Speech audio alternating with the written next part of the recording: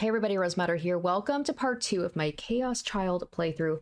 First of all, you may notice that there is no background music, and that's because, unfortunately, almost all the music got claimed on my first episode. That seems to happen a lot with pretty much all the science adventure games, the Steins Gate ones, Chaos Head, and this one. YouTube just does not like the music, and it gets claimed, so I had to turn it off, unfortunately, for YouTube. I'm so sorry about that. If you would like to see the videos from now on with the, original background music, I will have those up on Patreon.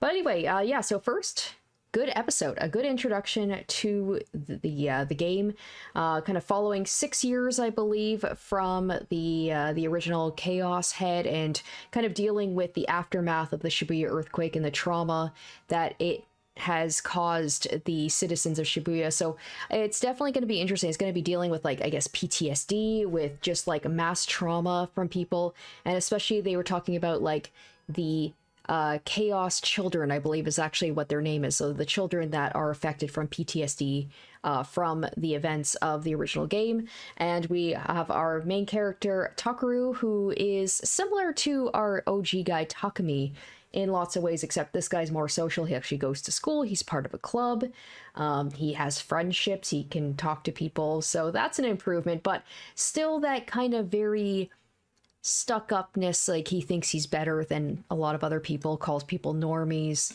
and calls himself a right-sider because he actually like knows how to get information. He's a member of the newspaper club, so he's very into finding out the truth of things. And he's very interested in the events of the new gen madness. And it seems, based on the mysterious events of the first episode, there seems to be a correlation between these events of random people dying and the events of new gen madness, because they have happened on the same days.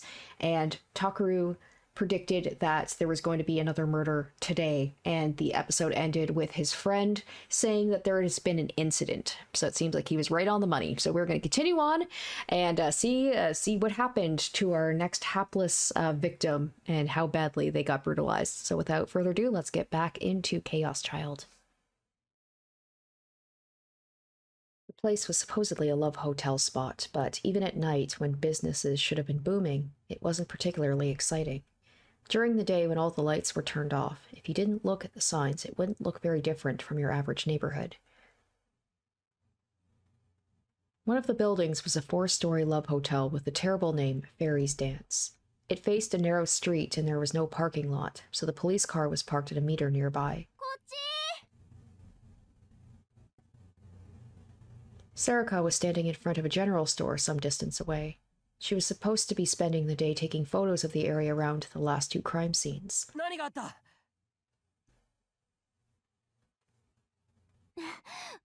わかんない。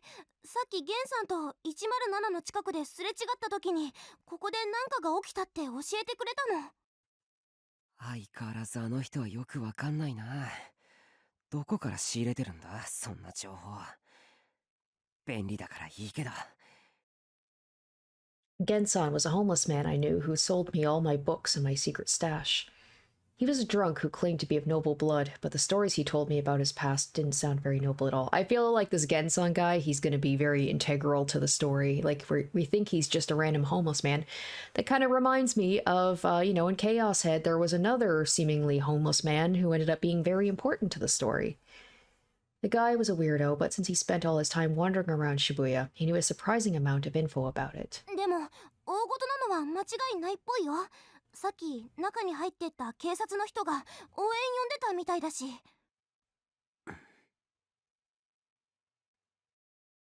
I see. I decided to start by taking a video of the outside of the hotel with my smartphone. お前、こういう時だけ足早いな。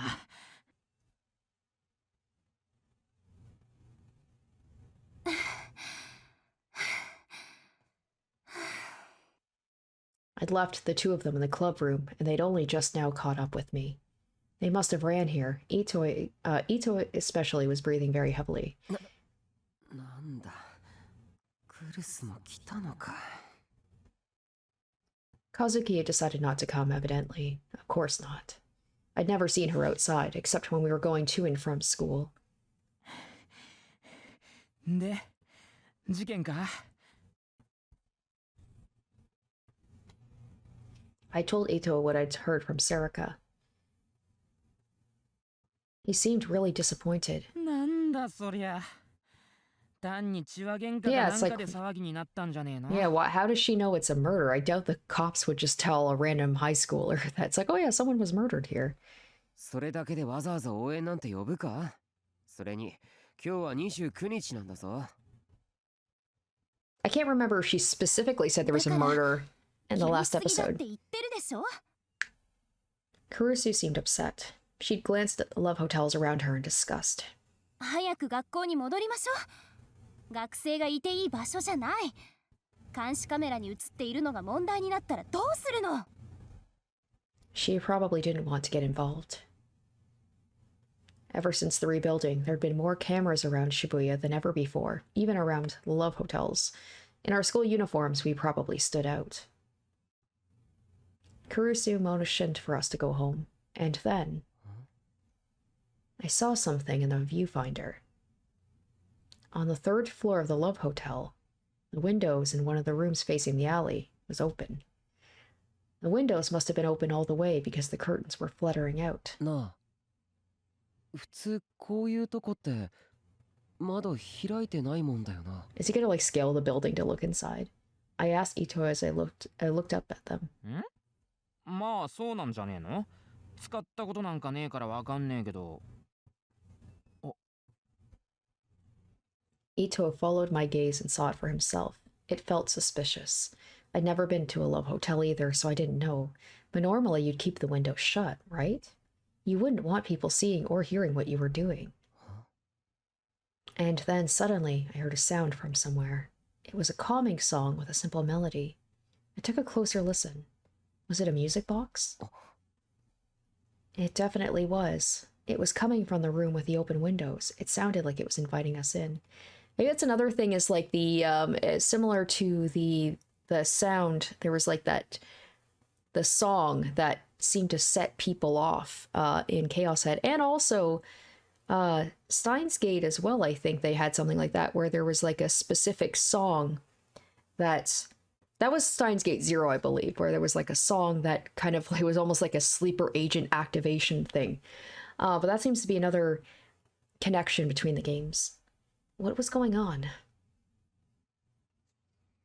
It's like maybe that's the thing that kind of like when the people that died heard that song, it just activated something in their brain. I looked around. The building across from the open window was another love hotel, but it had no windows on that side. I couldn't look into the building like I'd done with the karaoke box last week.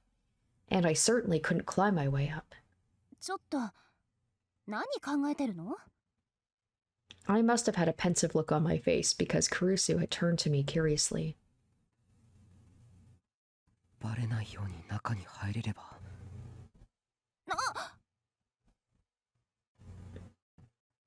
I looked over at the parking meters. There was still only the one car. Okay. 裏口ぐらいどっかにあるだろうから、応援の警察が来る前に済まそう。伊藤、そっち側から回ってくれ。おう。僕はこっち側から。ちょっとタクル、こっち見なさい。 I began to go around the building, not waiting for Itoi's answer, but Kurusu grabbed my arm. ダメ。こんなの部活の範疇じゃないでしょ。私の言うことが聞けないの？ Crap.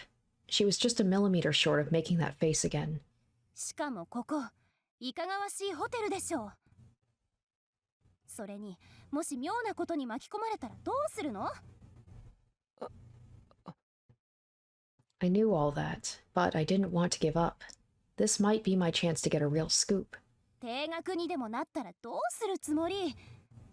姉として弟を危険な目に遭わせるわけにはいかないの。 Wait, she is his sister? What? 弟というか、家族でも何でもないじゃんか。We're not actually family. So is she a stepsister, like I was saying in the last episode? Because she seems very familiar with him, but weird that he wouldn't bring that up.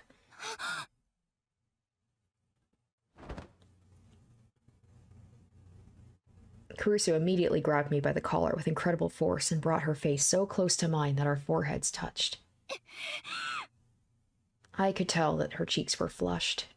There was a small wordless growl from deep within her throat, and her arms were shaking a little as she held me. What was she trying to say? No, I knew exactly what she was trying to say. But Kurusu didn't say it. Kurusu wasn't the sort of awful person who'd bring up the distant past to try to win an argument. And anyway, that was all over now. It wasn't either of our fault. Okay, so I had a feeling. I was like, they're definitely more familiar with each other than just the fact that she's in the same club as him.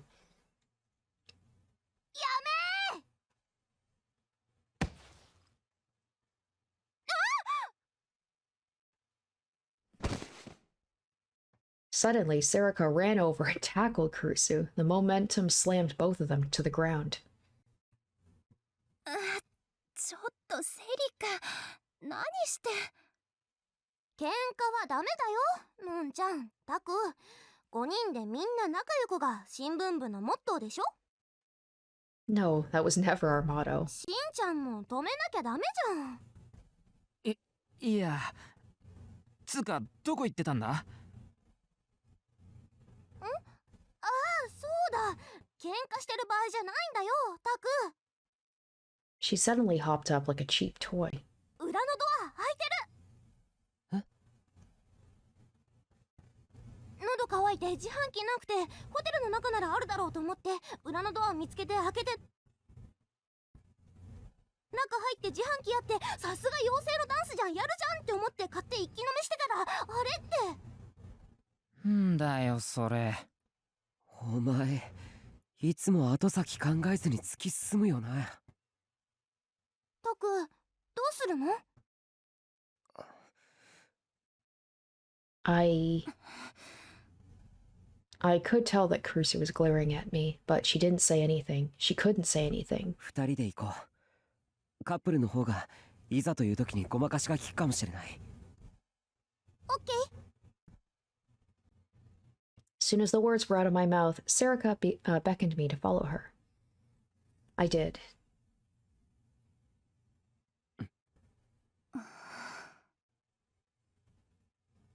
I'm very curious about their past. The whole thing about, like, what happened wasn't either of our, like, faults or something like that. That's got me curious. I didn't say it, but in my heart I apologized to Kurusu as I went. Of course, she couldn't hear me, so she didn't say anything. 階段、向こうなんだけどな。We went inside the hotel from the rear entrance and hid behind the corner that led to the lobby. This was my first time inside a love hotel, and it was a lot less gaudy than I'd expected. The name was false advertising. There were no fairies, and no one was dancing. Maybe the quiet atmosphere was a selling point, but... ですから、人を早くよこしてください。いや、それは新庄さんに聞いてください。 Silence was ruined by the sound of a police officer screaming into his phone. He was either confused or excited because he kept saying the same things over and over again. Something had happened, after all, and something bad enough that he needed backup. This was my chance. We could get to the scene before the place was overflowing with cops. We might be able to find an unexpected scoop. はい、それは間違いありません。確認しました。ですが、こちらでは判断が。いえ、ですからそういう状態じゃないんです。くそ。 That cop was in the way. Whether we took the stairs or the elevator, we needed to go through the lobby to get to them. タク、行くよ。え？早く。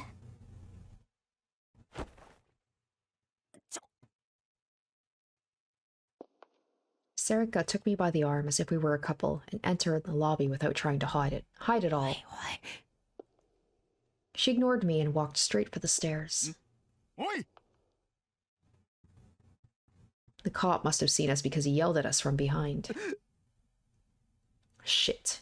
He probably hadn't seen our faces. Should we run? No, that would just make us look suspicious. 部屋から出るなと言っているだろう。はい。いえ、すいません、大丈夫です。それより早く応援を。He started to mumble into the phone.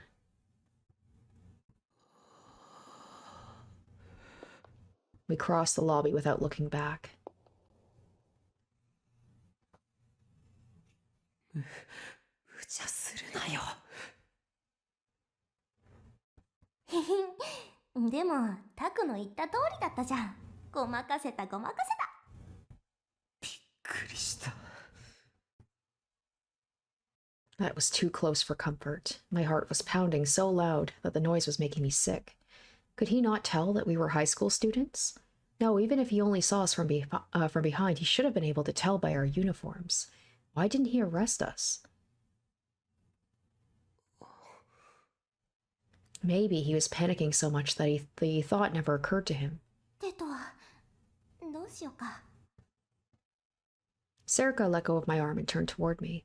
That's right. Now isn't the time to think about other things. 外から見たあの場所が現場かどうかはわからないけど、とりあえず3階から当たろう。そこが外れだったら他の場所を見ていく。警察の応援が来たらそこで切り上げ。でも警察の様子から見て、やっぱり何か事件があったんだ。絶対に取って帰ろう。オッケー。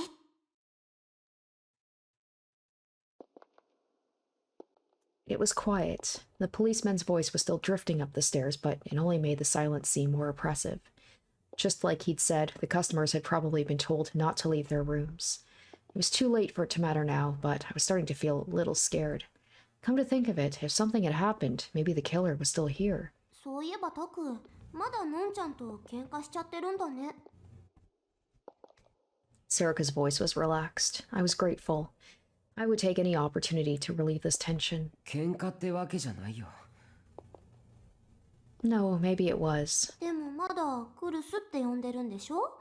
気持ちはわかるけど、なんとかならないかな。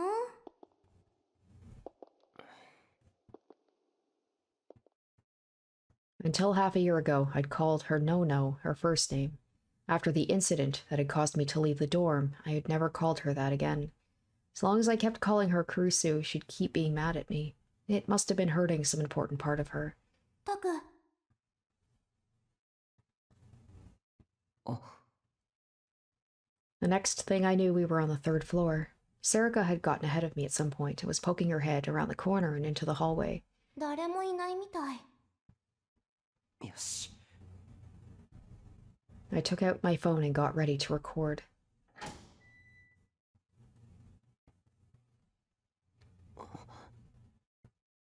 As soon as I went into the third floor hallway, I found myself holding my breath. My heart was pounding even louder than when the cop had yelled at us. I tried to control myself and looked down the corridor. The rooms must have been very big because the gap between the doors was large. The floor was red, sinking into black as the hallway stretched away. I could hear the unpleasant sound of blowing air. They must have had the air conditioning on. There was no windows, and there wasn't a lot of light, so the hallway looked pretty creepy. But there was nothing out of the ordinary about it otherwise. But still, it was strange. The air felt solid. It felt like someone would jump out from the shadows the second you let your guard down, or perhaps that there were traps scattered everywhere along the floor. For a second, the floor seemed to be stained with blood, but I shook that image out of my mind. What was this? It was like the fear you feel in the darkness at night. Was it just because there was so little light? No, it was worse than that. It felt like someone was watching me and enjoying my unease. Whose eyes are those eyes? It was like they were peering deep into my heart. タク？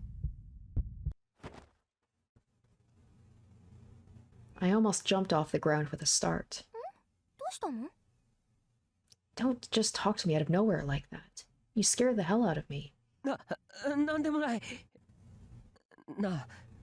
なんか変じゃないか。 I gestured down the hallway with my head. Serica looked past me into the darkness. そりゃ暗いからなんか不気味だけど、雰囲気作りとかじゃないの？ Was it? Was that all? Was I being too sensitive? This girl seems pretty unflappable. Like, she just does not get shaken by anything. I tried flipping the light switch on the wall next to me, but nothing happened. Maybe the bulbs were burnt out, or maybe it wasn't the switch for this hallway at all. Damn, this wasn't 1407 or something. What the heck is 1407? 2000 American horror movie about a hotel room where all the occupants commit suicide, based on a work of the master of modern horror, Stephen Queen. I love the just like, you can tell it's a reference to something that actually is true, like Stephen King. Is it 1402? Is that like the actual name of the book? I know that, yeah, they did a movie. It had John Cusack in it, I think. I never saw it, but I vaguely remember that movie. I turned around.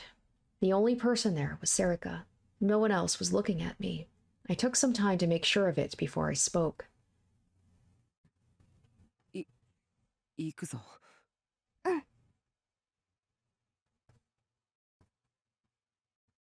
Serica nodded cheerfully and stayed behind me as we walked deeper into the hallway. I remembered the location of the window I'd seen outside. It was probably deeper in the hall, the furthest one back, or the one before it. あの二つのどちらかかな。I walked as silently as I could down the long hallway toward the last rooms on the left side. With every step I took, I could feel the sensation of the hallway floor through the bottom of my heels. It was like I was being forced to think about nerves that I'd never used. My body felt very tense. I didn't see any cops in the hallway. Usually, they'd at least leave one person here at the scene. Was this the wrong floor? We reached the second to last door, room 306.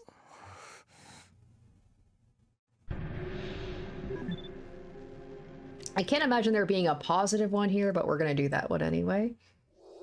I listened carefully but didn't hear anything revealing. Just the quiet rumble of the air conditioner. 覗き穴とかないの？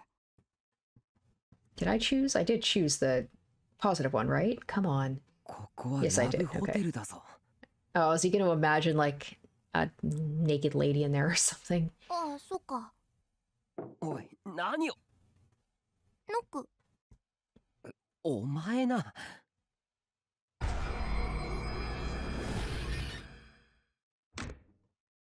And then suddenly the door opened. We didn't expect anyone to open it, so both Serica and I froze. And then they came out. あら、坊やたちが次のお客さんかしら。It was a voluptuous woman with long hair, and she was completely naked. And not only that, her body was as nice as any that you'd see in a magazine. Wait, didn't she look a lot like a model or actress I saw on TV? 見ちゃダメ。かわいいお客さんね。入って。あ、いえ。そういうんじゃないんで。いいのよ。お嬢さんも一緒でも。In other words, what exactly? すっごく気持ちよくさせてあげる。だから、おいで。タク、どうしよう。お前、なんでちょっと入る気になってるんだ。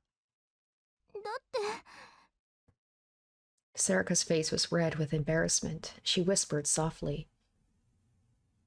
気持ちよくなりたいし。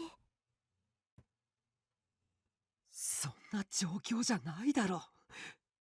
Something was wrong with me. そんな状況って？ Damn it, I said what I was thinking out loud. いや、なんでもない。Serica was still knocking on the door to room 306, but no one was answering. 警察もいないし、この階じゃないのかもな。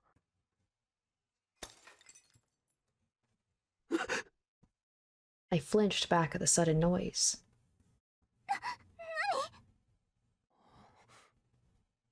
Was that the sound of glass breaking? 隣からだったよな。She was clinging to my back in surprise with her hands on my shoulders. 多分奥でしょ。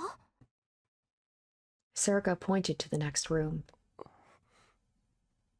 We stood there for a moment. The violent sound must have scared her because Serica's easygoing mood had totally vanished. But we waited for a while and nothing more happened. There was no voices or sounds of struggle. The hallway was the same as ever. But was I imagining it, or was the hall a little darker than before? 戻った方がいいか。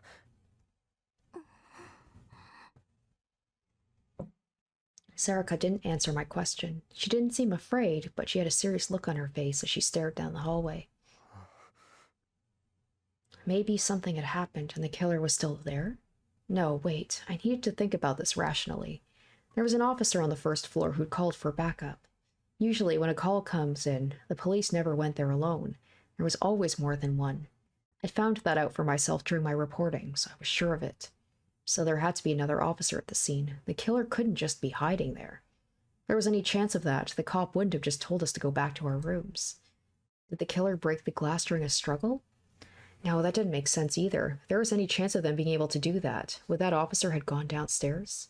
He'd probably gone down there to tell the front desk not to let anyone else in.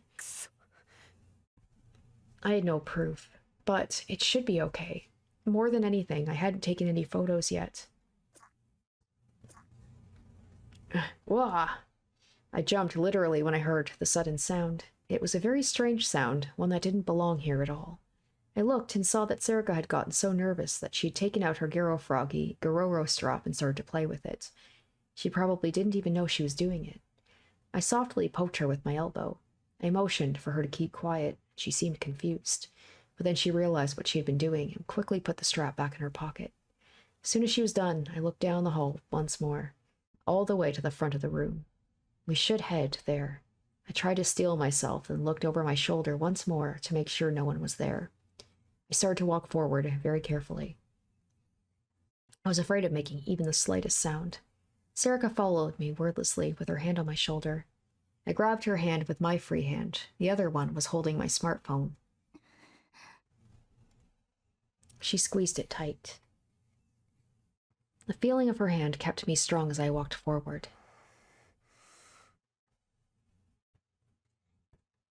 The next room. Room 305, the room at the far end of the hallway. Just like room 306, it had a plain old door, but it felt like it was exuding an intense pressure. ここからだよね。 She was asking about the sound. 多分 I answered, despite not having any proof at all. We waited, but still heard nothing. I looked around once more to make sure no one was there, and put my ear up against the door. And then I heard a small sound. It was the sound that I'd heard outside. Sound from the windows, like a music box playing. It was relaxed and peaceful, even if we weren't, and played the same tune over and over. この部屋だ。窓が開いていた部屋。 Sarika was looking at me. 開く？ No, that's... I hesitated, but she put her hand on the doorknob. ダメ。 She seemed relieved, but a little upset. I knew exactly how she felt. I felt the same way. I moved away from the door. I would have liked to take some photos before I left, but...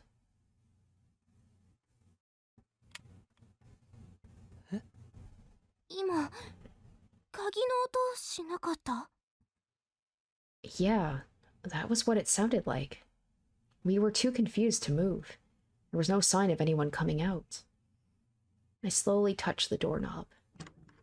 Whenever, once again with this games like this, anytime someone slowly opens a door, it's never anything good on the other side. It turned. The door was unlocked. How?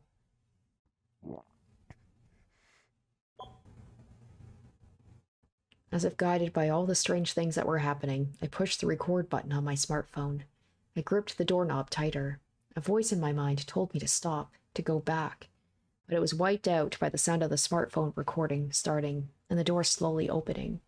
The more it opened, the less I was able to ignore my curiosity. I felt like something besides Sarika was pushing me forward as I opened the door.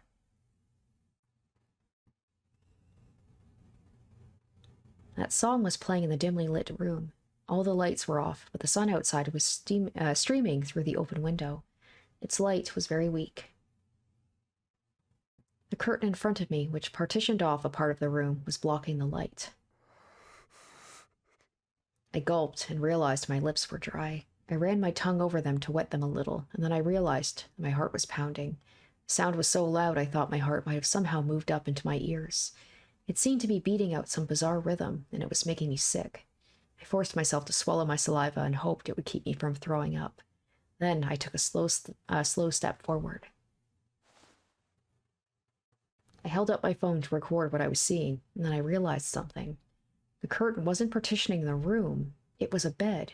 There was a raised spot off the floor with a circular bed surrounded by a curtain. The light was streaming out from behind it. The windows we'd seen were on the other side of it, and the song seemed to be coming from there as well. Crap, it was too dark. I went to flip the nearby light switch, then forced myself to stop. No, I couldn't touch anything in the room. Some kind of crime must have taken place here, but I was scared to go any deeper into the darkness. My shoes made my steps sound loud against the floor. There was no response, only the relaxed melody. I gave a signal to Serica, who was still behind me, and went deeper into the room. What? For a moment, I just... なんか金属がきしむ音みたいな。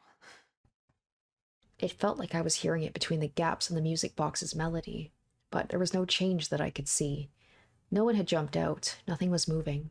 There was just the sound of the music box. I looked from one part of the room to another to make sure nothing was amiss. And then I slowly moved forward. These games are very good at creating tension. Oh. Someone was lying on the floor. When my eyes adjusted to the gloom, I saw... The girl doesn't look dead, though. Oh, a police officer. Oh, shit. I didn't make that connection. And a woman. The girl looks like a student. She looks young, just from what I can see. The officer was lying against the bathroom with his legs splayed and his head drooping. The girl was lying on the floor face down. They showed no signs of noticing us. No, that wasn't right. The glass behind them was shattered into 1,000 pieces.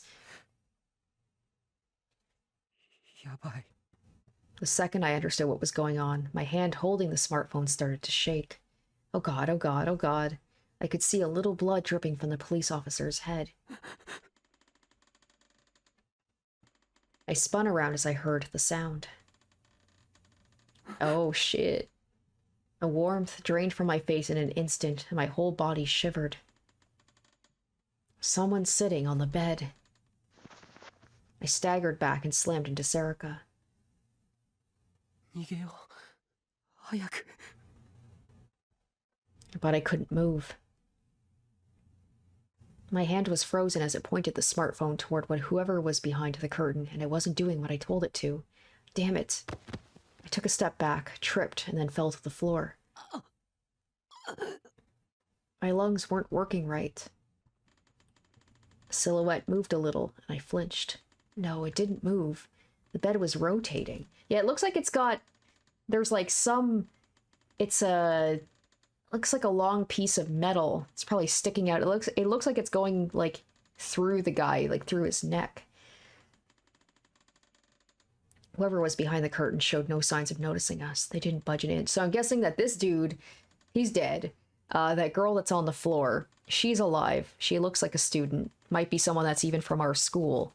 Someone that might end up joining our crew.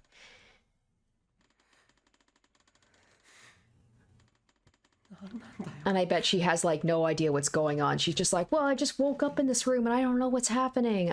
That's my guess, anyway. Serica's voice sounded like it was far away. But yeah, like, who undid the lock is the question. Yeah, like, if that dude's dead, if that girl's the only one alive. I ran back to the entrance and slammed myself into the door. It's not opening. It's not opening. なんで開かないんだよ。 Serica yelled back at me. Serica screamed as she slammed against the door. I helped her try to batter it down. but it didn't work. It was like trying to batter down a wall.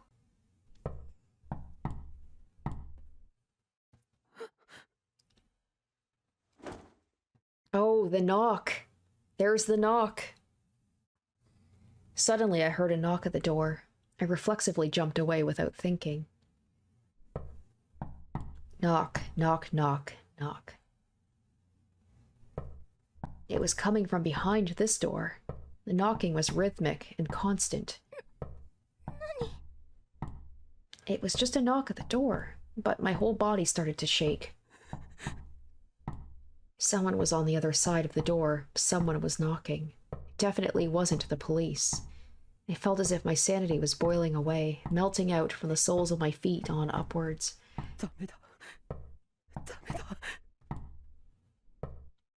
Don't open that door.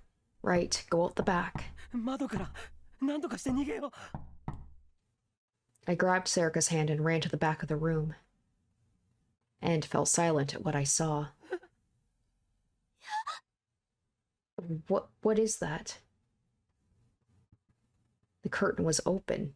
Okay, so so that looks more like a rope. There was a man there, sitting. No, he was moving slowly. The bed was moving in time to the sound of the music box. An eerie sound came from the wire wrapped around his neck. The wire was hanging down from the ceiling, choking him. His face was puffed up, and it was a color I'd never seen before. His pants were wet, and the stain extended to the bed itself. The smell of piss and shit hung in my nose. He wasn't alive. He was dead. Why was he dead? Did he suffocate? Why was the curtain open? And what the hell was he doing? Why was he dead? My right hand moved without me realizing it. I needed to use the window to escape, but I pointed my phone's camera at the body instead.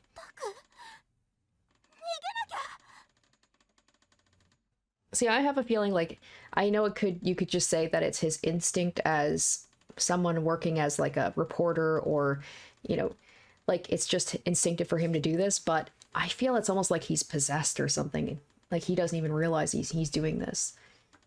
Like he's not doing it of his own will. The body spun slowly. Each time it went around, the wire made an awful sound and dug deeper into his neck. It had dug in so deep by now that the man's neck was the size of my wrist. Oh, I'm just waiting for that head to just pop off. The skin must have been broken because it was bleeding a little.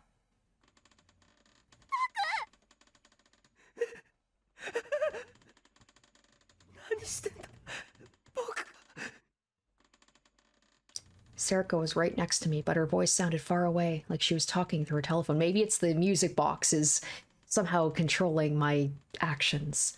I needed to get out of here, but I couldn't stop the filming. Why was I doing this? Why was he dead? The wire dug deeper and deeper into his neck without waiting for me to come up with an answer. The body turned away from me. I could see the back of his neck. The flesh around the wire was swollen red and black. I heard a muffled sound, like something hard snapping inside of a bag. Oh, that could be his head. Just pop. Head slumped just a little. Oh, okay. Or his neck had just broken. That must have been the sound of his neck breaking. I could hear Serica's voice. Get out of here. Get out of here.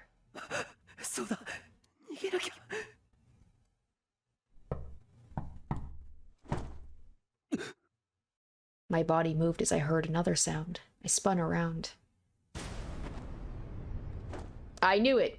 I knew it. She looks like a high schooler, and I knew well, she's got bleeding eyes. She might die right now, but she's giving me definitely not main character energy, but she's giving me, like, this is going to be a character that's going to be in the game for a while. Ugh.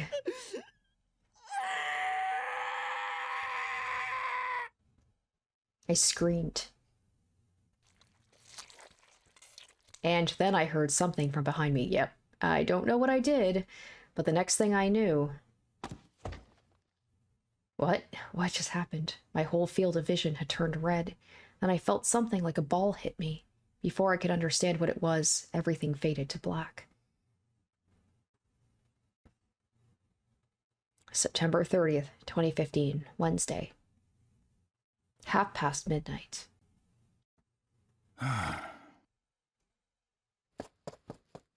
新庄さん、所持品と防犯カメラの映像から親族に裏取れました。死亡したのは柿田博則22歳。渋谷在住のフリーターで更新でマーケティングのアルバイトをしていたようです。All right, SafeWorks, a venture capital company located in Shibuya that participated in the post-earthquake reconstruction business. SafeWorks is known for investing an incredibly large amount of money in order to monopolize the construction companies involved in the reconstruction. Following this, they have moved on to other projects involving the introduction of new infrastructure, such as the proposal, development, and installment of high-powered security cameras around the city for the sake of maintaining public order. They've also made humongous efforts in supplying business models and partnership opportunities to various nonprofits and volunteer groups, as well as helping establish self-sufficient communities among the survivors. As a result of their actions, their profits have skyrocketed. However, despite the company's assistance, some earthquake survivors and other local residents claim SafeWorks is a cruel, tyrannical company that does not hesitate to use evictions and eminent domain to forcibly seize any property they want in the name of reconstruction. 更新でバイト？恋人は？いません。同居人もなし。一人暮らしだったようです。くそ。Shinjo cursed. If he was single and not in a relationship, it would take time to figure out his private life. And SafeWorks was one of the companies that had profited the most from the recovery projects in recent years. Part-timer or not, if he worked there, he was probably pretty busy. It was possible that his coworkers knew just his name and nothing else who he was outside of work. 新庄さん、マスコミへの対応どうしますか？海読みテレビやニコニアのネット記者が引き下がらなくて。それから現場にいた例の子たちですが、壁標の新聞部と言っていた2人、状態は落ち着いたみたいなんですが、やはりところどころ要領を得ません。もう一人の女の子も身元を示すものを何も持っていなく、柿田の交友関係、親戚筋から洗っていますが、まだ当たりません。こっちは完全黙秘です。あと、先ほど検視の方から問い合わせが。待て、勝手に。ニコニアニュースの渡部です。すいません。一体何が起こって？ Alright, Nikonia News, a news site offered by Nikonia Video that provides information on a number of topics. The site primarily consists of articles regarding news stories submitted by various groups and individuals. But Nikonia has recently started attempting to do their own reporting, including sending out their own reporters to conduct exclusive interviews. So let's see, the people targeted so far are Nikonia, which controls the media, and the SafeWorks, which controls, like, basically, has, like, a monopoly on the buildings in Shibuya. Interesting. 出て行け、許可なく入るな。一言お願いします。 Shinjo's men physically dragged the reporter out of the room.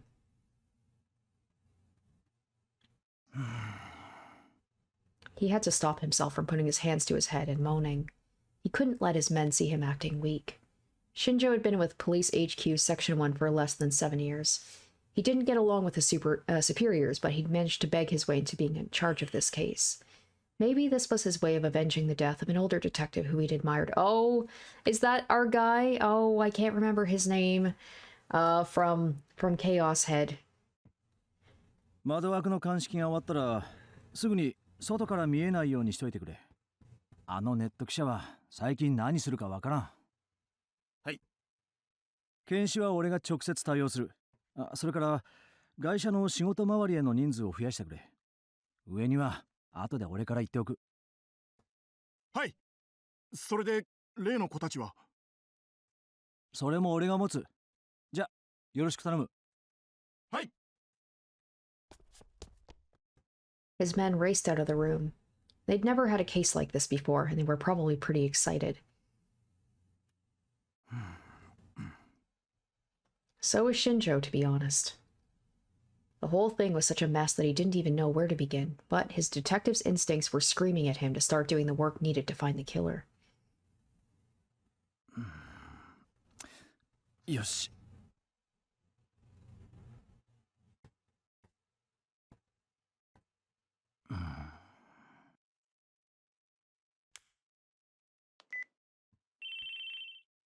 はい。信用調査会社フリージアでございます。Wait a minute. Wait a minute. That's Momo. That's Momose, right? Momose from the... That sounded like her. Is that what she worked for? The Frisia? That name sounds familiar, and that voice sounds familiar. Momose, like, that whole realization that she was behind, like... I can't remember exactly how she was connected to the earthquake and stuff, but she definitely knew a lot going on, and she seemed like she was a pretty big piece to the puzzle. His call was answered on the first ring like 俺 always. です。あら、新庄ちゃん。遅かったわね。 That's も definitely うちょっ her. と早く連絡が来ると思ってたけど。あ、すいません。What is it with the cops always getting involved with Momose? Shinjo apologized without thinking, and for no clear reason. He always felt like a naughty child when he spoke to the CEO, who happened to be a woman. Oh, she's a CEO. Look 現 at 場の that. 面倒をちゃんと見てるから苦労すんのよ。少しはあの人みたいにチャランポランで行きなさいな。先輩の性格まで見習うつもりはありませんよ。真面目だわね。いつまでも真面目が美徳だと思ってると痛い目見るわよ。百瀬さん。そん Yeah. なことより相談したいことがあるんです。I'm proud of myself for remembering her. I feel terrible that I can't remember the older detective's name. Fuck, I'm gonna look it up because it's driving me nuts. Okay, so Bon. Bon was the name of the detective, and then Suo was the younger guy who ended up betraying them. And I couldn't remember Momose, so she was working with the committee of the 300. That was kind of her thing. No spoilers for like this. I didn't look up anything about anything related to this game, but I just couldn't remember. I was like, I know that she was kind of like not quite an antagonist, but she wasn't quite like exactly clean. So she was kind of working with that cult, the Committee of 300, and was like a surveyor for them. Anyway, so back to this. Shinjo cut her off before she could continue her lecture and gave her a brief description of the scene. This was a violation of the rules, but the only way to solve a crazy case was to be a little crazy yourself. That was the first thing he'd learned from that older detective. それって殺人なの？自殺なの？ Momose asked her question after he described the situation. She cut to the heart of the problem. 現状ではそれがわからないんです。The hotel had gotten suspicious when Kakita had never come down after checkout time. When more than 10 calls to the room went unanswered, they'd contacted the police. 2 officers, as well as someone from the hotel, had gone to the room where they found the body and an unconscious girl. One officer stayed at the scene to keep it secure. The other searched the hotel to make sure it was safe. During the search, he'd forgotten to lock the employee entrance in the back near the stairs. That was how the 2 students from Hekiho had gotten in. Shortly after he'd left the room, the girl woke up and started strangling the officer who'd stayed behind. He'd hit his head on the edge of the glass window and knocked himself out. He was going to be fine, but he'd been out cold until backup arrived. When the backup got there, they found the girl unconscious on the floor. A boy from Hekiho was passed out on the floor too. The other girl from Hekiho was throwing up, also on the floor. Kakita's cause of death was asphyxiation via strangulation. The wire around his neck was a kind used at construction sites. It had been hung in an X pattern from the lights on the ceiling. And he'd been sitting on the bed as it rotated. That's why there was so much pressure on his neck that finally his head had been severed. From the estimated time of death, Kakita had passed away before the police had even been contacted. The body on the bed kept spinning in time to the music, 1 rotation every 2 minutes. In the end, the man's head had been cut off completely. The problem was the girl in the room. There was no indication that she'd even ever touched Kakita. There was no fingerprints or any other signs that she had touched his body, the bed, or the wire. The only things they'd found under her fingernails were skin and blood from the officer that she'd strangled. In fact, there was no indication that she'd touched much of anything in the room. Everything they found belonged to Kakita. And according to the officer she'd strangled, when she attacked him, she had clearly been in an unstable psychological state. Her eyes had been bloodshot and out of focus. つまり何？その女の子は柿田って男が死ぬのを黙って見ていて、 This must be another one of the Chaos Children. 混濁した意識のまま警官に襲いかかって首を絞めたと。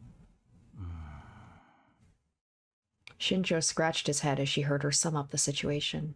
That was what it looked like, at least from what they knew right now. And just going by that, it sure looked like a suicide. But it was all far too strange. なるほど。厄介だわね。現場に入り込んだっていう壁砲の子たちは？ショックが大きかったようで、最初は何も喋らなかったんですが、今は少しずつ話し始めています。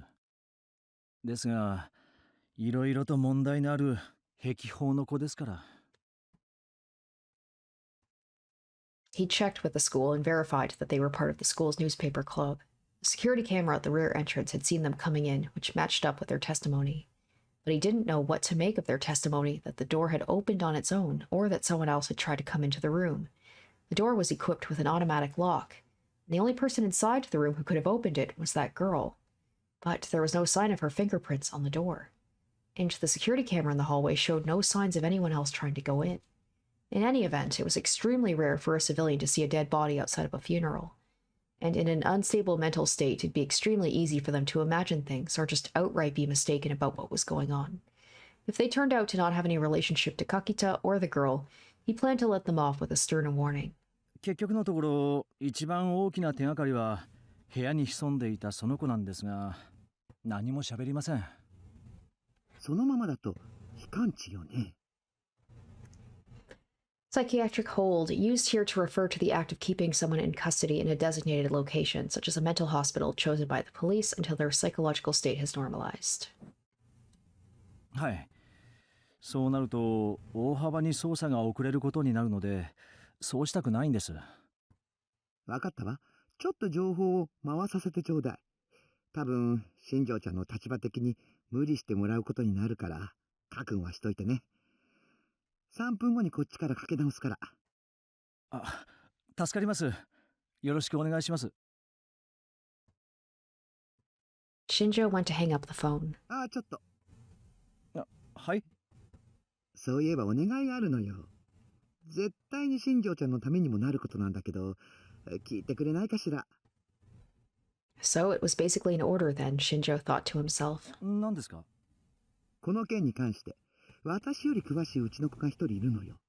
それで、今回の現場を直接見たいって言ってるんだけど、お願いできない？ Ooh, one of her kids. I wonder if this is going to be Yua, right? Because Yua got like pretty, she was very, almost like a detective herself. She was trying to find out stuff about her sister's murder, and she was very knowledgeable, and even Momose was pretty impressed with like the information that Yua had dug up. That would be great if Yua appeared as like she was working at her her company. 部外者を現場に？いつだって物事を解決するヒントを与えるのは部外者よ。After all, I'm an outsider too, she continued. In his head, Shinjo went over the steps he'd have to take and the time required to take them. 明日、いや、明後日で構いませんか？さすが新庄ちゃん、話せるじゃない？よくそれで堅物揃いの捜査一課に残れてるわね。では、よろしくお願いします。ちょっと新庄ちゃん。He barely stopped himself from ending the call. まだ何か？念のためアドバイスをしとこうと思って。2つね。言っておくけど、さっきのは冗談じゃないのよ。は？チャランポランで行きなさいっていうやつよ。これから間違いなく新庄ちゃんの理解の外にある事件は続くわよ。その時、一番邪魔になるのは常識だから気をつけなさいな。Right? She's very like she knows something that other people don't. He's a very interesting 肝に character. 銘じます。そこで真面目に返事しているようではまだまだね。もう一つはね。Momose paused for a second and chuckled. うちの子に取って食われないようにね。油断してると新庄ちゃんが部外者になりかねないわよ。I'm really hoping it's going to be Yua. That would be a great callback. September 30th, 2015, Wednesday. なあ、スイポ見た？ああ、壁砲ボットのネタ画像でしょ。でっかいウーパがドヤ顔して光るように座って渋谷も変わったとか言ってる。I was trying to think of what that thing was in Steins Gate, right? It's the Oopa. That's the thing that Myri loved, right? Oopas? I think that's what those were. So it's like the worlds all have to have their cute little mascots. Okay, let me see. Oopa, a ball-shaped mascot character from the popular manga Reinet Kakeru, which began running in Loco Loco Comics in 2006.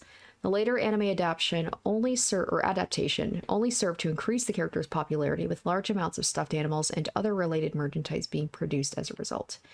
Hekiho Bots, a Twippo account followed by over 80% of Hekiho Academy students. The account is popular for its variety of tweets, which include funny memes, news about discounts at cafes and restaurants near Hekiho, school rumors, and other things of interest to the student body. Despite the word bot in its name, it doesn't post at regular times, and its posts vary in content, so it's said to be an actual account run by someone at the school. そうそう、めっちゃ切なそうなの。あれさ、文化祭で使うね。渋谷復興の歴史の展示なんてどうせ誰も見ねえじゃん。画像だけじゃ弱くない？なんかぬいぐるみとか実際に置かないと。The male student started to search through Shibuya's stores with his smartphone. He must have found something strange because he kept mumbling, "No way." Itoi was recording the newspaper club's project for the festival, a bunch of random footage of the preparations in the cafeteria. そんなもんで盛り上がってる場合かっての。A body had just been found in Dogenzaka yesterday, and all these students cared about were their stupid jokes. The body was found less than 10 minutes from the school, but they barely even mentioned it. ま、確かにまだ大掛かりには報道されてないけどさ。The first reports had been on a major communications company's website. That was where Itoi had seen it. It had been last night.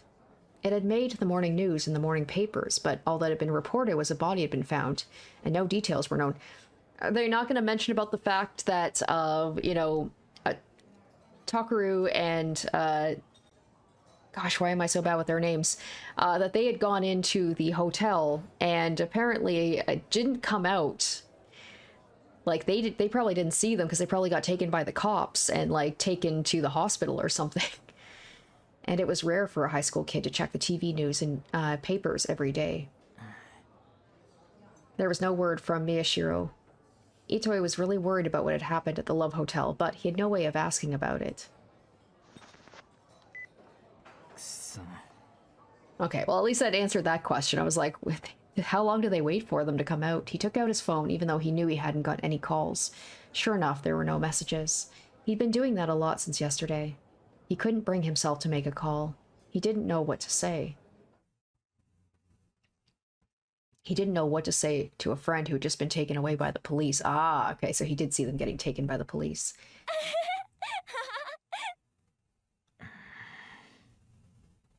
The laughing students irritated Itoi in a way he didn't really understand. He'd been planning on videotaping the entire cafeteria today, but instead he gave up and left. 撮影お疲れ様。 He went inside the club room and saw Kurusu was there. 連絡は？ Kurusu's expression clouded over for a moment as she shook her head. あれからは何も。そっか。Wakui, the club advisor, had told him that Kurusu had taken a change of clothes for Miyashiro to the police station last night. She'd been told that neither Miyashiro nor Onoe were hurt. See, the fact that she has access to his clothes, right? She's got to be, like, living with him, stepbrother, stepsister. The police were probably going to let them off with a warning, and if they weren't suffering any after effects from the trauma, they'd be let go in the morning. But school was over. It was almost evening, and there was still no word from either of them. Because, you know, that makes it okay, right? That seems to happen a lot. It's like, oh, stepbrother and stepsister, they're not related. So I'm sure we're going to be getting a route with her where she's going to be like, he's going to romance her. That's just my assumption. I mean, heck, we had one in frickin' Chaos Head with like his legit actual sister. the main character and his actual sister. So that's not really too far out of the realm of possibility. Itoi dropped into his chair. たく、学校のみんなは平和なもんだよ。昨日のことなんてほとんど誰も話してないんだぞ。そう。そりゃあ東京じゃ発表されてるだけでほぼ1週間に2人のペースで誰かが殺されてるんだから、変死体があったってだけじゃ別に真新しくもないけどさ。にしたってな、道玄坂なんてもろ近所じゃん。下手したらそこを通って投稿してるやつもいるかもしれないってのに。つかいるだろ、うちなら。あれかな、あいつがいつも言ってるみたいに社会に関するニュースを載せてるサイトとかにアクセスしないやつばっかりなのかな。わかりやすいね。Kurusu chuckled. 心配なんでしょ、二人のこと。Itoi started to speak, but then choked it back. 別に副部長こそ心配なんじゃないの？ Ridiculous, she chuckled. 怒ってる。処置なしだもの。セリカはともかくとしてね。忠告も聞かずに突っ込んで無茶するからこんなことになる。伊藤君にも新聞部の文化祭の映像押し付けることになるし。いや別にそれは大したことないからいいんだけどさ。ダメ。与えられた役割はきっちりこなすのが当たり前でしょ。ここか。クルス、予算の件どうなってる？ Kawahara appeared. He was very out of breath. 予算？超過した予算をまとめたやつ。経理がまだかって。Kurusu frowned as she realized her mistake. ごめん。すぐにメールでまとめて送るから。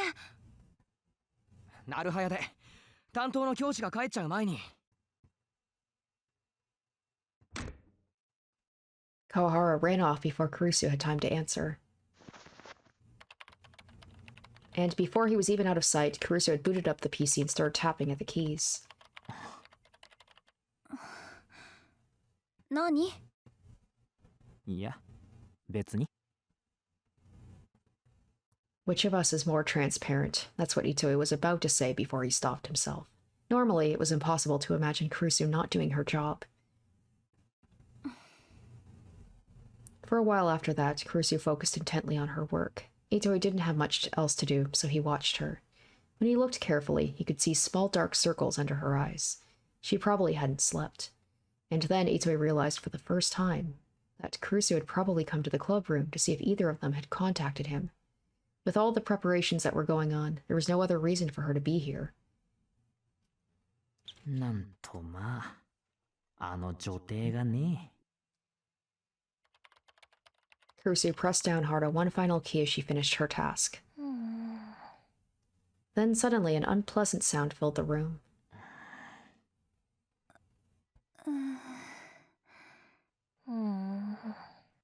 なあ。わかってる。They looked over and saw Kazuki was nibbling on dried squid as she played her game, oblivious to everything around her. Itoi had seen her come in after Kurusu had started her work. He thought she might say hello, but knowing her, probably not. He'd also seen her start to play her game. He'd been trying not to bring it up, but it was clearly impossible now. She must have been concentrating pretty hard. Her gaze was constant and steady. Itoi sighed. こいつはいつでもマイペースだな。他人に興味がないのかね。そんなわけないでしょ。この子は他の人よりほんの少しだけ自分が強いの。にしたってよ。She's in the same club as them, he started to say, but Kurusu stopped him with a raised hand. She looked down at Kazuki's game screen. そうでもなかったみたい。Kurusu chuckled and took off Kazuki's headphones. カズキ、私はゲームやらないから詳しいことはわからないけど。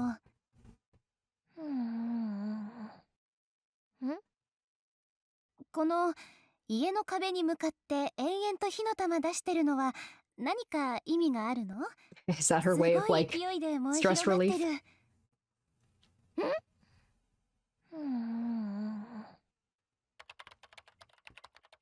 Kazuki's voice actress has the easiest job in the world so far. Kazuki looked back at her screen with a stunned expression on her face. She yanked the headphones out of Kurusu's hands and quickly put them on, then started to pound at the keyboard. 落ち着きなさい。というかその煩わしいスルメ、飲み込むか出すかしなさい。行儀悪い。Kazuki may or may not have heard her because she struggled with her game for a while, and then she froze like a toy whose batteries had run out. The squid she'd been chewing fell out of her mouth and landed on the desk. She stared at it for almost 30 seconds as if something impossible had just happened. Then she silently stood up and staggered over to the shelf where the electric coffee maker was kept, her mannerisms rivaling that of an incredibly fierce drunkard.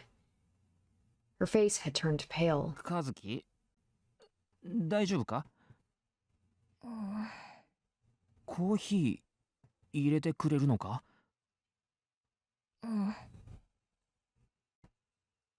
Kazuki nodded in response to Ito's second question and started to make coffee with shaking hands. She made Kurusu her usual with 2 cubes of sugar and gave Itoe a coffee mixed with milk. Then she made a cup for herself, black, but didn't drink a drop. Her forehead slammed into the desk with a thud, and she became so quiet it was impossible to tell if she was breathing. Kurusu looked to Itoe for agreement as she cleaned up Kazuki's squid. いや、そうか？ He took a sip from his coffee, not sure what to think. To him, none of this made any sense. Kurusu didn't say another word as she drank her coffee.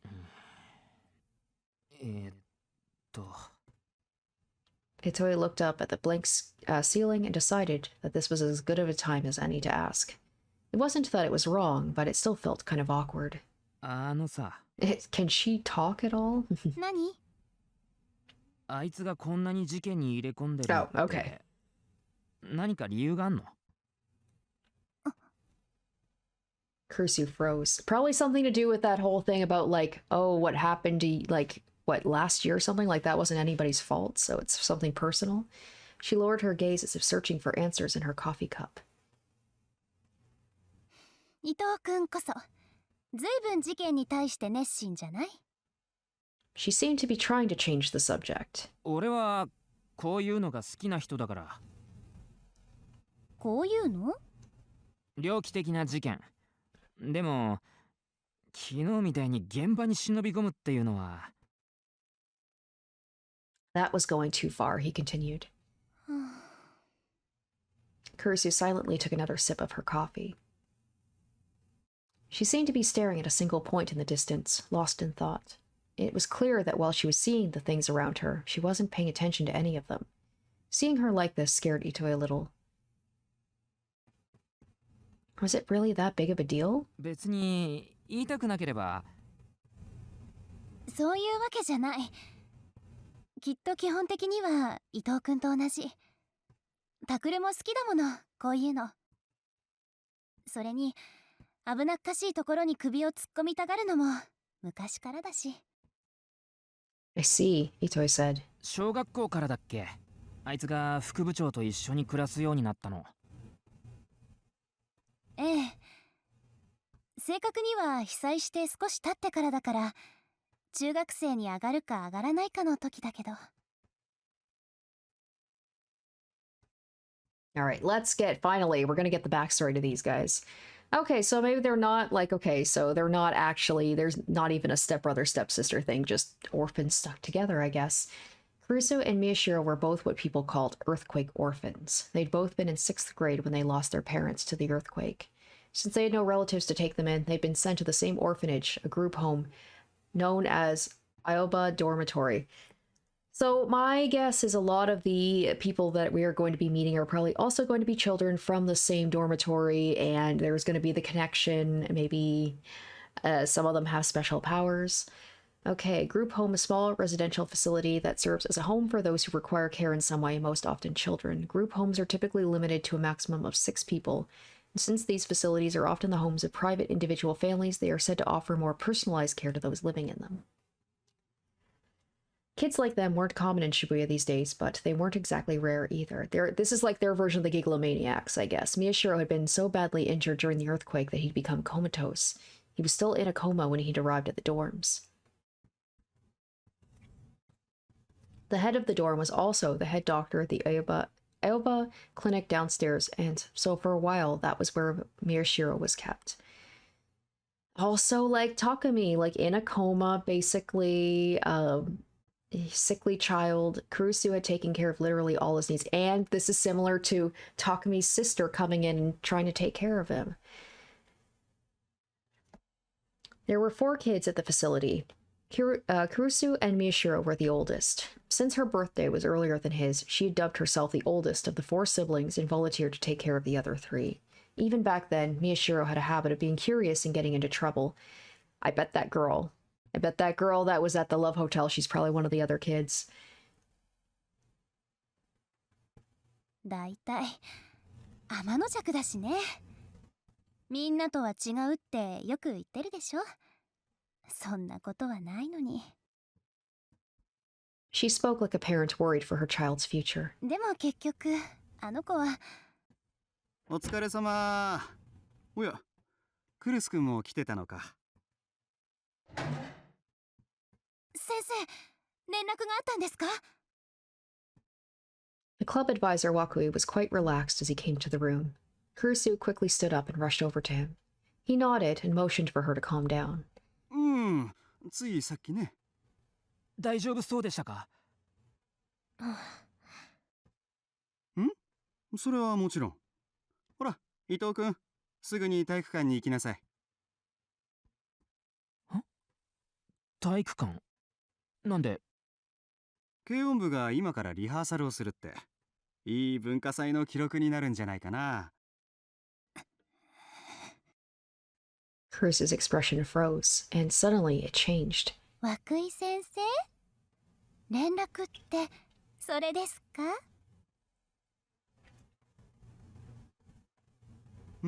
そうだよ。って、なんだいクルス君、機嫌がいいね。あら、先生には機嫌がいいように見えますか？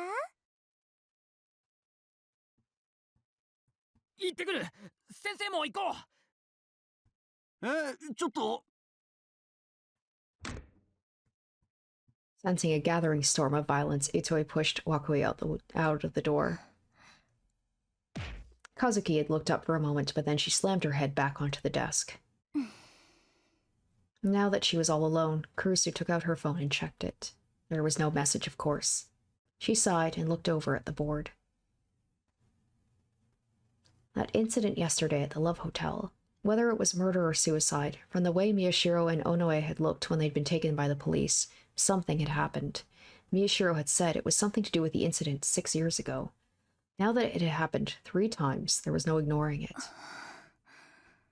No, it was too dangerous. She couldn't let him get any more involved in this. She thought back to Ito's question, about why Miyashiro was so interested in this case. Kazuki was still lying with her head on the desk. When she turned her head to the side, she looked like she was enjoying herself for some reason. When Kurusu saw that, she suddenly lost her desire to drink her coffee. Apologizing in her mind to Kazuki, she decided to pour it out at the water fountain. She headed to the water fountain upstairs, which was usually less crowded. She found herself looking down at the gaps between the tiles as the sound of her footsteps rang in her ears. She could tell she was walking slower than usual. Essentially, Kurusu was lonely. She remembered what she had said to Miyashiro the day he first woke up in the clinic. クルスママ、名前で呼んで。家族なのに名字で呼び合うのはおかしいでしょ？ That's going to be the moment that we're going to know that they're back to normal again, is we know at some point Takuru's going to call her No-No, and it's going to be like, oh, yay. They're finally, like, making up. In the end, he... あの子は特別が気取りたいだけなんだから。Literally main character syndrome, except he actually is the main character. She knew why, she supposed. The event that had caused him to leave the dorm was still bothering him. November 7th, 2009. Alright, flashback here.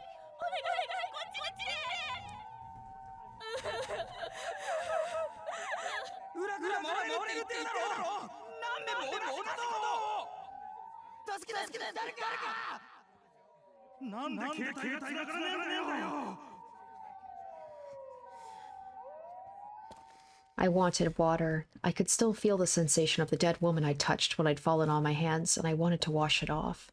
I wanted to wash my face, too. The wind from the flames had blown something small into my eye, and it itched badly. I was thirsty, too. Sarika was on my back, and she showed no signs of waking up.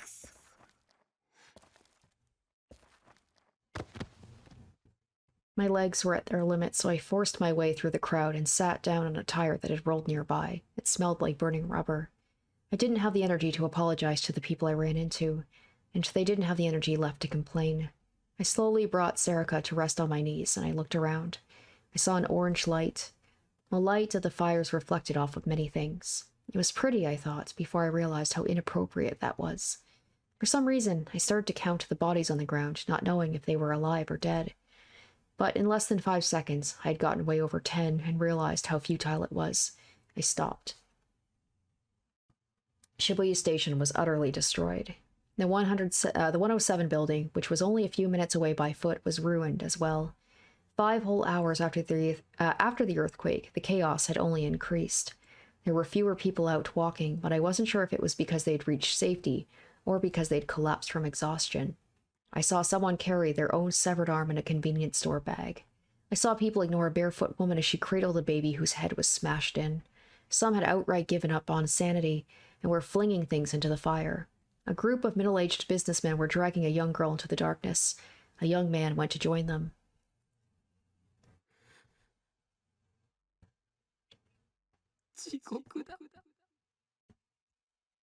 There was no other way to describe it.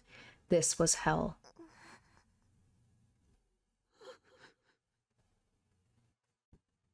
Sarika moaned a little in my lap. I slapped her cheeks to wake her up.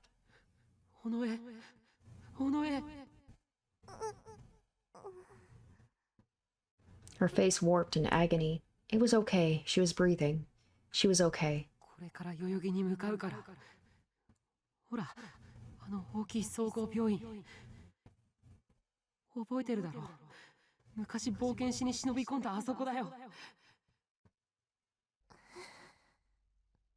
Instead of answering, she just moved her eyebrows a little. I swore and lifted her up on my back again. She didn't seem to be that badly hurt, but this kept happening. I read on Twippo that the general hospital in front of Yoyogi Station was accepting patients injured in the earthquake. I didn't know that it was true, but I had no choice but to go. It had to be better than the hell that Shibuya was now.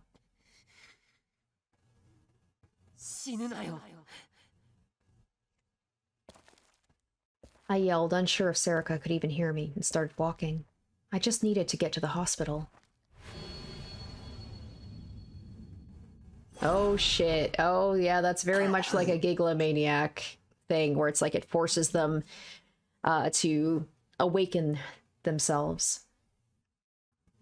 Was that Sarika? That could have been Remy. I just see a pink-haired girl. And there was another girl there too. I wonder if that was Fez. I should have looked. I only got to see it for a flash. I leapt up. I quickly glanced to the left and right as I tried to calm my racing heart. I saw that I was in my own bed. Except that wouldn't have been, because they didn't put them together, right? It's like in Chaos Head, they were separate from each other, and they were, Remy especially, she was basically, like, locked in a room by herself.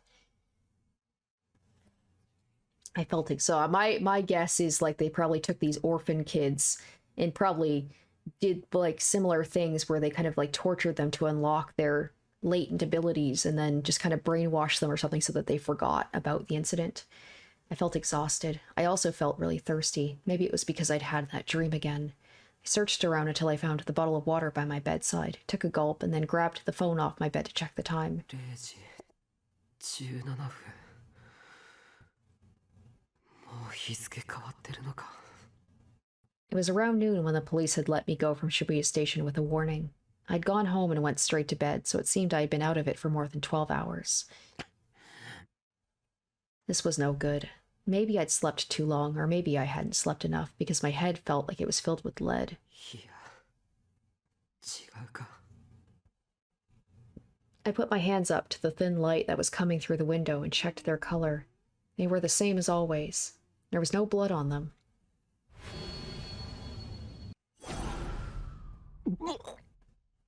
I suddenly felt like I wanted to throw up. I hoped another drink of water would help, but it didn't. I thought for a moment and then decided to turn on the room lights. I turned on my laptop. I ran a search for food or drink that will help with nausea. The internet gave me page after page of results. I checked a bunch of pages just like you're supposed to when you're looking something up. 生姜か。なら源さんからもらった葛根湯があるか。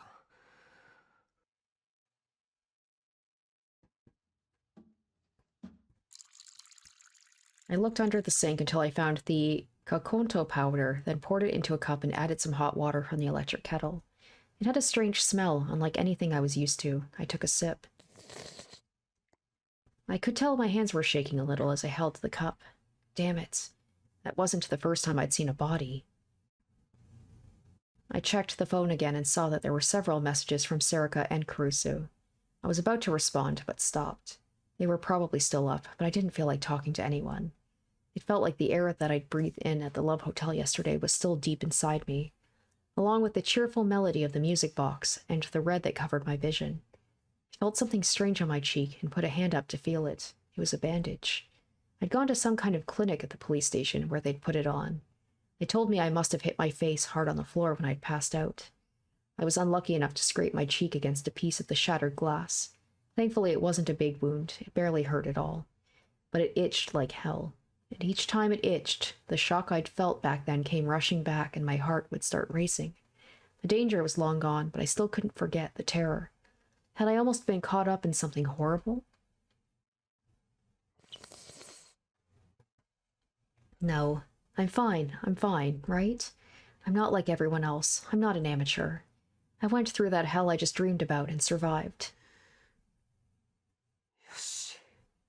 Maybe having that nightmare again was good for me. I managed to force down the urge to vomit, then clicked away at the computer. I opened my computer's TV program, changed the channel to a news program, and watched it on my monitor. A few months ago, I'd bought a USB TV tuner off of a homeless guy who had no idea what it was worth. All it cost me was dinner at a local restaurant. Just like I thought, there was an article about the events of 2 days ago. All they said was a man's body was found in a Dogenzaka Love Hotel. They didn't say whether it was suicide, murder, or just an accident. There was nothing about the girl who'd been found at the scene, or about me and Serica. I see. やっぱりこんなもんなのか。 I'd never experienced it for myself, the gap between what happened at a crime scene and what was reported on TV, but it didn't really surprise me. These days, the internet was a lot faster at reporting things than TV. To people who followed the news online, TV wasn't a place to learn new things. It was where you went to see if something you'd heard about was so important that it was getting TV coverage. ネットの大衆はどうだ。 I closed the TV program and opened a browser. Nikonia News had something on it too. I clicked on the uploaded video. 渋谷でまた事件です。最近の渋谷では今回の件と合わせて3つの物騒な事件が発生しているんですが。 Just like always, it was Watabe, the attention-seeking internet reporter. He was famous for charging into crime scenes to get scoops. Lately, he seemed to be getting a little too cocky. He explained what had gone on at the Love Hotel as the video showed pictures that he had probably taken himself. I have a feeling this dude is going to be one of the future victims. いずれにせよ、警察は何か隠していると思います。ただ変死体を発見したとしか発表がなされていませんが、それにしては。 And then, like always, he started to mix in his own subjective opinions with the news. He was right, the police were hiding something, but there was little point in listening to the rest of this. Vague information would just get in the way. 大衆もこんなもんか。 I mostly ignored Watabe's voice as I looked at the video on the screen. He must have gotten in by charging into the hotel room. なんだったんだ。あれは。 I thought back to what had happened. A man was strangled to death in his room. There was an unconscious girl and a police officer there as well. The girl was the most obvious suspect. Even if she chose a strange way to do it, she must have been the one who killed him, right? No, if she had definitely killed him, then they would have announced that. She was arrested just like I was. Over 30 hours have passed. Even if they'd found out she was innocent, they should have announced that. The police believe the girl with him may know something and are proceeding with their investigation, like that. Did the police think she didn't do it? Then what was she doing in that room? And even if the police had told me during the interrogation that I'd imagined it, I knew what I'd heard. Someone else had visited the room and knocked on the door. The sound was eerie and always had the same rhythm. I felt a cold chill and idly turned toward the door. This is freaking, yeah, it's like Takumi when he would be in his storage room, or storage unit, and then there would just be the knocking at the door that he kept thinking was, oh my gosh, what was the name? Shogun. So many similarities. So many similarities between the two. My room was the same as always. There was no sign of anybody approaching it. I listened carefully to see if I could hear anything outside. Nothing. だよな。気にしすぎだ。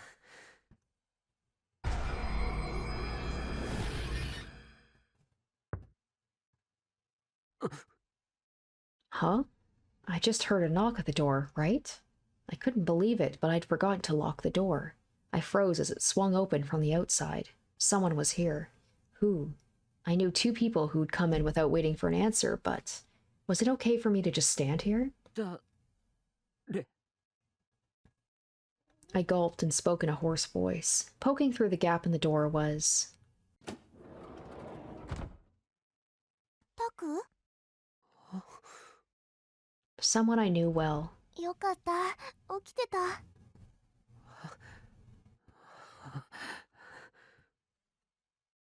Relieved, I staggered over and sat down on the bed. That hadn't done my heart any favors. For some reason, Serica was still standing at the entrance, fidgeting. She didn't try to come any further in. どうした？こんな時間に女の子一人でここに来るのはあんまり良くないと思う。 I didn't think any of the homeless in this park were bad people, but someone who was strapped for cash might attack her. Especially after what I'd seen. I felt like I was going to start imagining things I didn't want to visualize. タクは大丈夫？何が？昨日あんなことがあったから。 Honestly, not really. Is Serica going through the same thing? 家に一人でいると昨日のこと思い出しちゃうんだ。それで怖くなって眠れなくて。尾上。ねえ、私一人でいるのやだな。今日だけでいいから泊まらせてくんない？ I knew exactly how she felt. Just having someone you knew next to you was enough to make you feel a lot better. Take me, for example. Having Serica here was letting me relax a little already. いいよ。 I figured I'd just sleep on the floor. ありがとう。 Serica must have felt very relieved when she heard my response because she looked like she was about to cry. She sat down right next to me on the bed. Why was she sitting next to me? There was other places to sit. But when I looked closer, I saw that her shoulders were shaking a little. 昨日のことが頭の中に焼き付いてて。尾上。 It was natural, I supposed. Serica was a girl, and she was younger than me. Seeing something like that must have been a huge shock to her. It was my fault for getting her caught up in this. As I started thinking about that, she put her head up against my shoulder. タク、一緒にいて。お願い。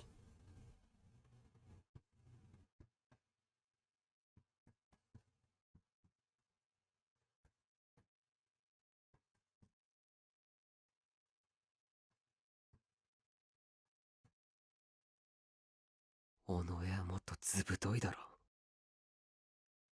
Of course, in reality, Serica would never let me see her be that vulnerable, and she would never actually come to visit. Was she okay, even if I wasn't? Maybe she was just fine. She was probably just dense, yeah. I was really sensitive in comparison, so in a sense, I was jealous of her. I sighed a little and locked the door. Crap, that's right. It's a new day. ネットの知識者はどうだ？ I quickly opened another site, Shibuya News. This was the private news site I trusted the most. The kitty petting experience. Let me just see. I'm just looking to see if there's anything. It was always updated at midnight every day. The quality of the news and the reliability of its updates made it far more useful than TV or the mass market sites. Online news was faster than TV, of course. But of course, some sites were better than others. There was no end to the number of wrong-siders who treat the net as a single entity that was the opposite of TV. The TV says one thing, but the internet says something different, they'd say.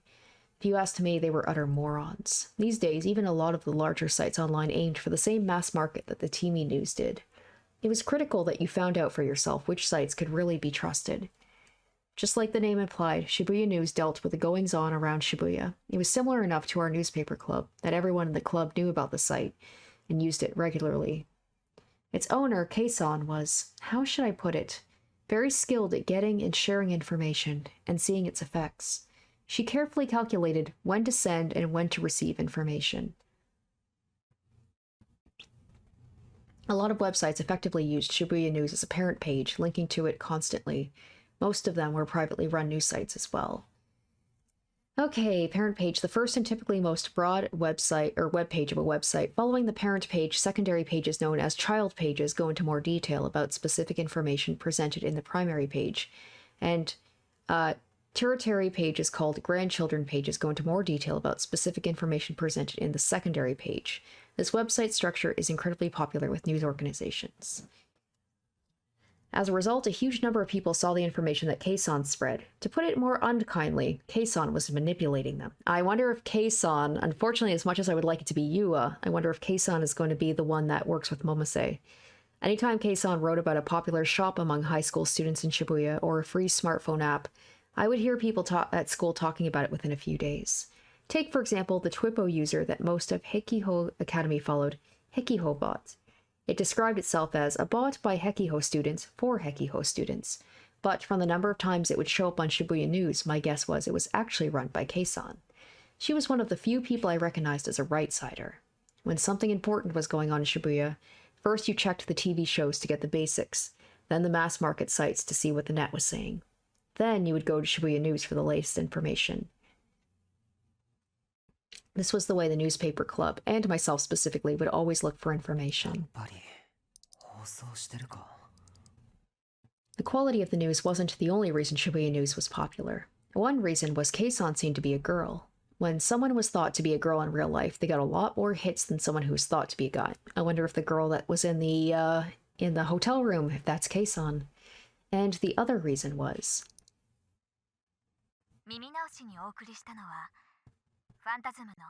Phantasm, yes, that's Fess's group. A gothic punk band that was popular in Shibuya around 2009. It is a group of 4, but only the names of the vocalist Fez and the guitarist Rio have been made public. Even in 2015, Phantasm still has some passionate fans. This radio broadcast. Whenever there was something big she wanted to report on, she would always do an internet radio broadcast. It offered proof that she was a girl, and her voice was calm and soothing to the ear. A lot of people just listened to her broadcasts. The audio from the audio bleed case that I'd played for Kurusu had actually been modified by Kei-san to be easier to understand. さて、普段かけないファンタズムさんの楽曲をかけたのは理由があります。昨日、ラブホテルで20代の男性が変死していた事件、ご存知ですよね。ニコニアニュースで相変わらず渡部さんがお元気に喋ってくださってますが。I chuckled a little. His glory hogging was a running joke among Nikonia news viewers. 一つ、彼は気づいていないことがあります。ファンタズムさんが先ほどの楽曲を発表した6年前、 Oh, 渋谷で何が起こったか Is that the song that was 皆さ playing? んご存知ですよね。そう、渋谷地震です。でもその前に世間を賑わせていたのはニュージェネレーションの狂気と呼ばれた連続猟奇事件でした。 I was startled. Crap, that's right. I'd forgotten after everything that had happened at the Love Hotel. No way. もうお気づきの方もいらっしゃいますね。9月7日のこっちみんな、9月19日の音漏れたん、そして昨日、正確に言えば一昨日ですが、9月29日の変死事件、6年前の事件と日付が一致しているんです。 In that second, the Twippo stream that was linked to the broadcast lit up. It was overflowing with comments. 次の日付はヴァンパイアと呼ばれた事件が起きた10月10日。愛する渋谷にお住まいの皆さん、くれぐれもお気をつけて。 I think what you need to do is basically just not be in Shibuya on these dates. That's probably the best thing to do. 今回はこの辺りでお付き合いいただきありがとうございます。わずかな時間のお相手は私 K さんでした。時刻は間もなく2015年10月1日0時30分。悔いのない一日が始められることを祈っています。 She signed off in her usual way, and the broadcast ended. She got me. That's right, that hypothesis was why I'd forced my way into the Love Hotel. And something had happened, just like I thought. After 3 such incidents, it was only natural to assume that there might be a connection. A new generation madness.